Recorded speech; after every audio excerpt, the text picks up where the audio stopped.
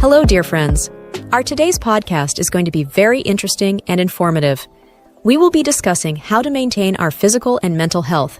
I promise that you are going to learn some new information from the video.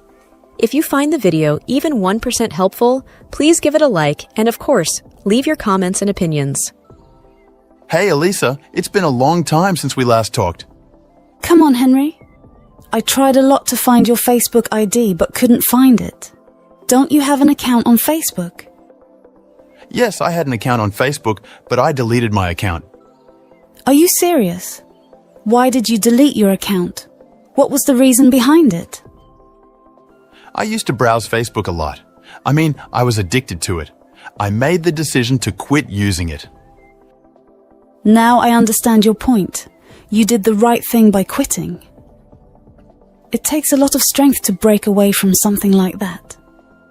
To maintain mental fitness, it's best to limit your use of social media and instead spend quality time with your family members. Do you think the current generation can't live much longer?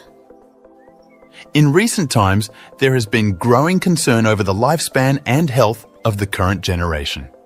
Several factors contribute to this anxiety, including lifestyle choices, environmental changes, and technological advancements.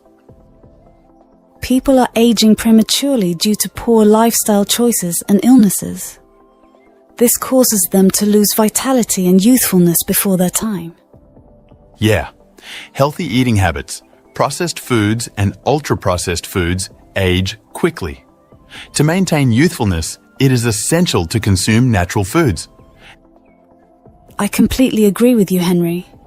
I've been trying to incorporate more natural, whole foods into my diet, and I've already noticed a positive difference in my energy levels and overall well-being. Happy to hear that. Eat plenty of fresh vegetables, high-quality proteins, and natural fats such as local eggs, fish, chicken, grass-fed beef with fat, olive oil, coconut oil, and pure butter. Remember, overeating can overload your cells, cause toxicity, and lead to inflammation. I'll make sure to keep that in mind and be mindful of overeating to avoid overloading my cells and causing inflammation. Good. Therefore, eat only when you are very hungry and stop eating while you still have a bit of hunger. But why? You mentioned that I should stop eating while I still have a bit of hunger. Yes, because I read that it's better for digestion and overall health to eat until you're mostly full, not completely stuffed. Excellent information. I'll try to follow this. Great. The second one is fasting. You will find many publications where it has been shown that fasting reverses the aging process. That's interesting. I've heard about the potential health benefits of intermittent fasting. Fasting can bring back youthfulness by reducing cell overload, toxicity, inflammation, and oxidative stress. In other words, eating less and fasting can make you younger, while overeating makes you older. Wow, now I am more excited to know the third point. The third point is adequate sleep.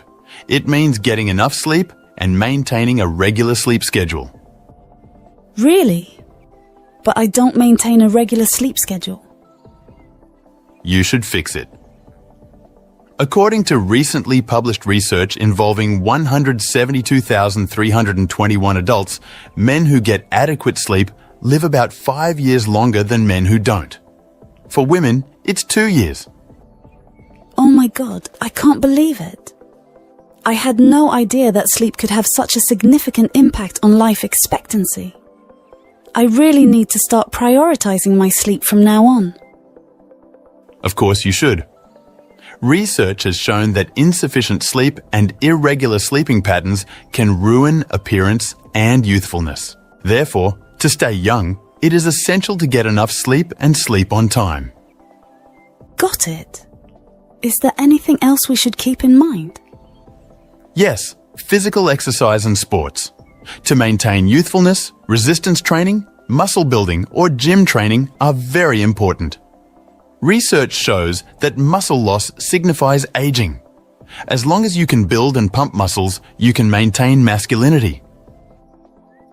I completely agree.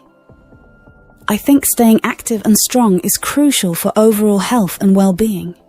I personally love practicing yoga and going for long hikes to keep myself fit and energetic. Mental unrest and anxiety age people quickly. Try to stay cheerful, love everyone, and you will receive love in return. Engage in good deeds to find peace. Mentally, consider yourself young and you will stay young. Hey Henry, I've been feeling a lot of stress lately because of my office work and household responsibilities. Oh, I see. You should start taking care of yourself. Chronic stress can make you age faster by increasing your biological age, which can lead to health problems on top of cosmetic skin concerns. What is chronic stress? A consistent sense of feeling pressured and overwhelmed over a long period of time. Symptoms include aches and pains, insomnia or weakness, less socialization, and unfocused thinking. Treatment includes lifestyle changes, medications, and setting realistic goals. What are some reasons why a person might experience a heart attack? Well, a heart attack occurs when the flow of blood to the heart is severely reduced or blocked. Avoid things like smoking, alcohol, overweight or obesity, excess sugar, and high blood pressure. Do people in Japan live longer? Japan is home to some of the world's longest living people. The average life expectancy in Japan is one of the highest in the world, with women living to an average of 87 years and men to an average of 81 years. There are several factors contributing to the longevity of the Japanese population. One key factor is their traditional diet, which includes a lot of fish, vegetables, and other nutritious foods. Additionally, the Japanese lifestyle often involves regular physical activity, such as walking and gardening, which contributes to their overall health and longevity. The healthcare system in Japan is also highly advanced and accessible, ensuring that people receive proper medical care and attention. All of these factors combined make Japan a leading example of a society with a long-living population. What happens if someone doesn't drink enough water? If someone doesn't drink enough water, they can become dehydrated, which can lead to symptoms such as dizziness, headache, and fatigue.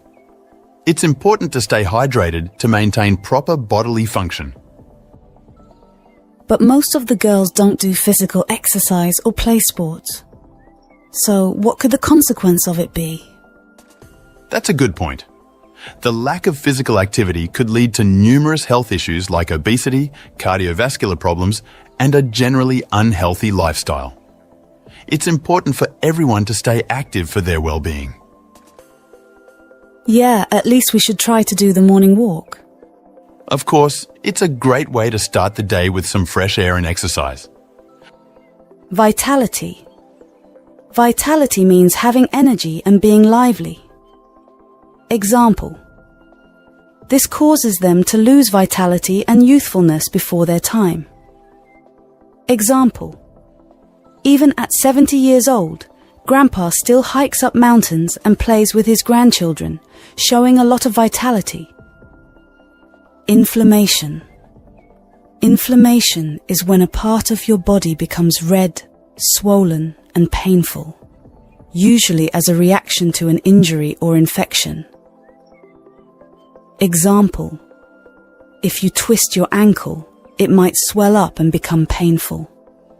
That swelling and pain is inflammation. Youthfulness. Youthfulness means looking or feeling young and energetic.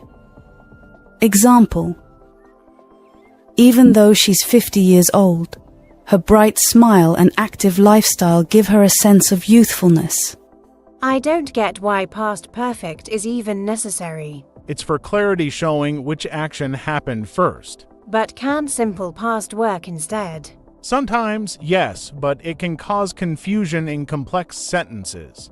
Give me an example. All right, I had finished dinner before she arrived. What's clear here? That I was done eating before she got there. Exactly. Now try it with simple past. I finished dinner before she arrived. Same thing, right? Close, but it's less precise. The timing can feel more simultaneous. So past perfect is more specific. Yes, especially in storytelling or formal writing. Do I have to use it every time? No, but it's helpful when the past actions overlap. What about in casual speech? It's less common, but it depends on clarity. I guess I should practice more. Definitely.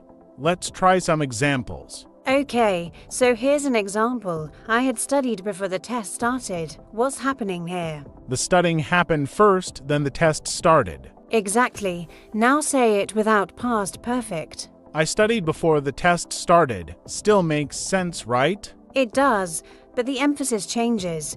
With past perfect, the focus is on the sequence. Oh, so it highlights the earlier action more clearly. Right, try this one. She had left by the time I arrived.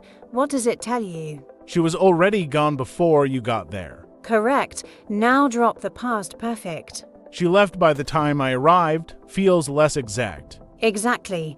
The timing is less obvious without past perfect. But people don't always talk like that, do they? Not always in conversation, but it's crucial in writing and formal contexts. What about when there's no before or after in the sentence? Good question. In those cases, past perfect is often unnecessary. So, it's mostly for clarity when there's a timeline. Yes, especially when events are being compared or described in detail. This is starting to make sense now. Great, let's practice more.